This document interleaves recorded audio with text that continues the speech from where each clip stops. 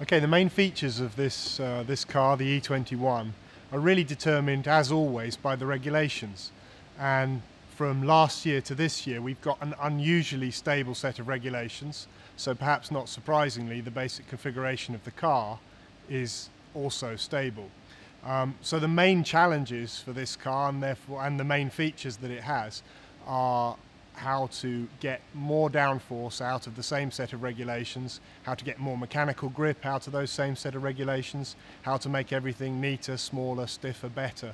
So really just pushing all the type of development that happened last year, but trying to take it to a level that would not have been obtainable with the chassis that was committed at the start of the 2012 season.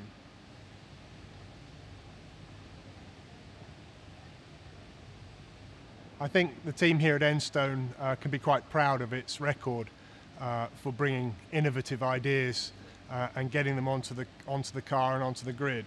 I think that any team that has ambitions to compete right at the front of the grid needs to have some of that in it. We've got a few ideas for this car that are innovative. We will continue, for example, to develop and I hope perfect the DDRS device that we started to play with last year, and make that device really work for us in 2013. But there are other things on this car, and there will be many more on the year to follow and every year after that. Any team that wants to do well has got to be innovating.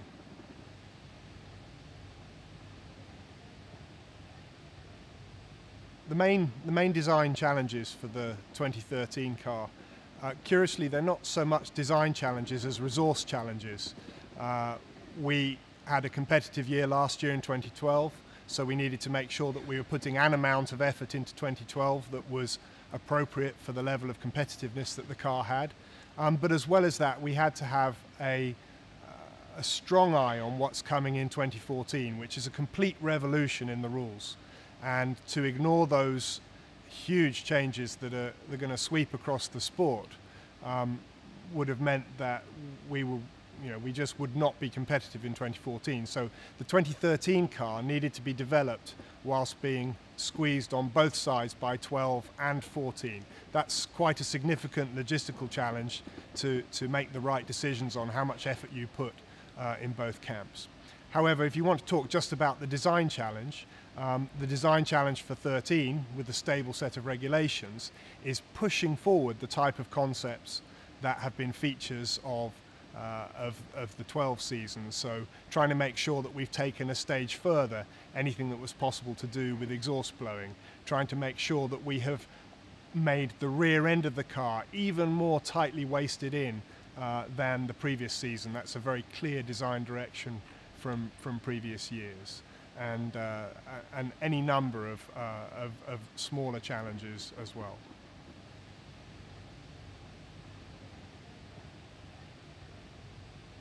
The team here at Enstone, Lotus F1 team, is a team which has got very serious ambitions to pull itself from the very respectable position that we achieved last year to being able to be world champions. We're not going to be world champions unless we're investing at every level across the team.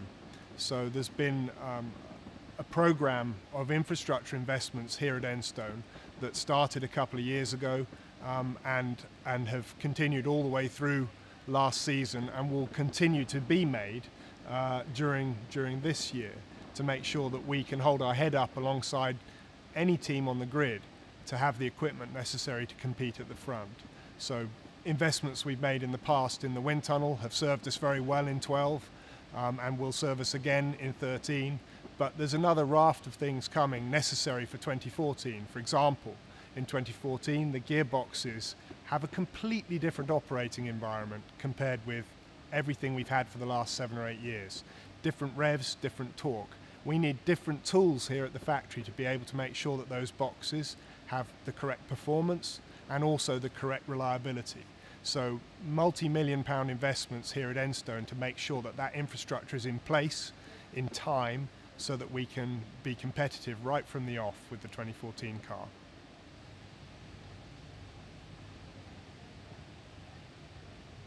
There's an absolute tsunami of regulatory change in 2014.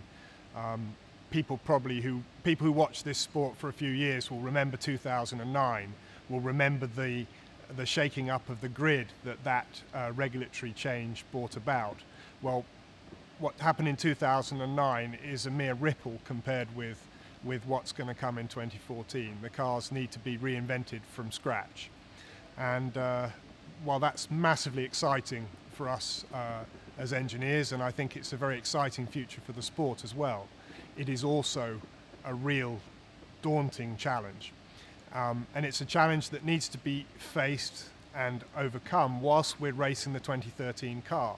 So the particular difficulties of this season are going to be making sure we are competitive all the way through what will be a very hard-fought, tooth and nail season, which will expect all the sort of race-by-race upgrades that we have come to expect from the sport in the last few seasons.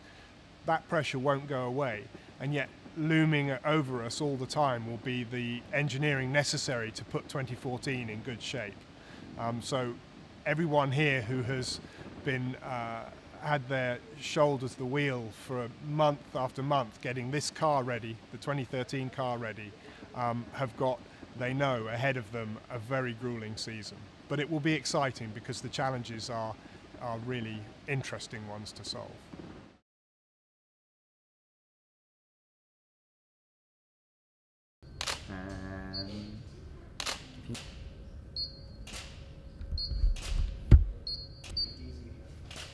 Just put your hand up. That's good.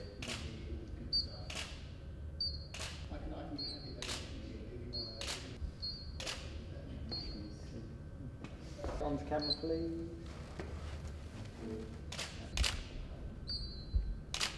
And now if we take your jacket off, and now turn towards that light. Thank you. Good. And towards that light.